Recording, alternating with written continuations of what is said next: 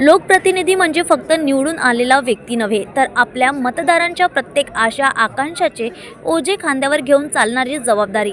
ही जबाबदारी प्रामाणिकपणे, निष्ठेने अधिवेशनातील प्रसंग याच गोष्टीचा मोठा पुरावा आहे. मतदारसंघांच्या प्रश्नांवर चर्चा सुरू असताना घड्याळात रात्री 11 वाजून गेले होते. अनेक सदस्य सभागृहातून हलायला सुरुवात झाली होती, परंतु प्रतापदादा मात्र आपल्या जागेवर ठामपणे उभे होते. मतदारसंघाच्या प्रश्नांना न्याय मिळावा याची खात्री करूनच सभागृह सोडायचे हीच त्यांची भूमिका होती. यातून दिसून येते की प्रतापदादांसाठी लोकांचे प्रश्न हे कोणत्याही वेळेच्या बंधनात बसणारे नाहीत.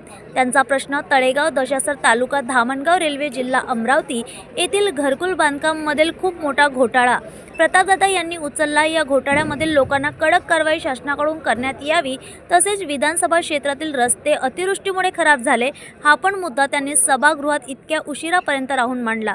हे त्यांच्या कामाची निष्ठा, कर्तव्याची जाणीव आणि मतदारांविषयी असलेली मनापासूनची जबाबदारी दाखवते. त्यांनी मांडलेले मुद्दे, उठवलेल्या मागण्या आणि शासनासमोर ठेवलेले प्रश्न हे लोकांच्या दैनंदिन जीवनाशी थेट संबंधित आहेत.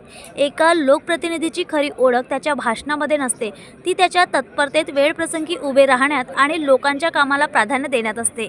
प्रतापदादा नेमके हेच करत आहेत आणि मतदारसंघाची प्रगती, लोकांचे प्रश्न आणि त्यांना न्याय मिळवून देणे यासाठी ते दिवस रात्र झटत देखील आहेत. हप्ता त्यांना द्यावा अशी विनंती करतो.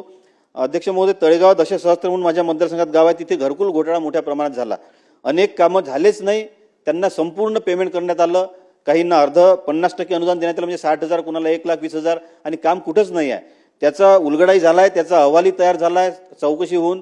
त्यामुळे त्यांच्यावर कडक कारवाई करी अशी आपल्याला या माध्यमातून मी शासनानं करावी अशी विनंती करतो. आणि अध्यक्ष महोदय, अतिवृष्टीमुळे रस्ते मोठ्या प्रमाणात खराब झाले आहे. सोबतच रस्त्यांची जी डिझाईन, जसं सातपुतेजींनी मागच्या एका विषयात सांगितलं, ते लोड बिअरिंग कॅपॅसिटी जी असते त्याची ती कमी असल्यामुळं आणि जास्त क्षमतेची वाहनं चालल्यामुळे ते रस्ते खराब होतात आणि आरोप मग आमच्यावरही होतात आणि कंत्राटदारांवरही होतात. सगळेच कंत्राटदार काही प्रामाणिकपणे काम करतात किंवा सगळेच चुकीचं करतात असं माझं म्हणणं नाही आहे, पण जे खरोखर चांगलं करतात त्यांच्यावरही चुकीचे. न्यूज एक्सप्रेस करिता सचिन करडे, अमरावती.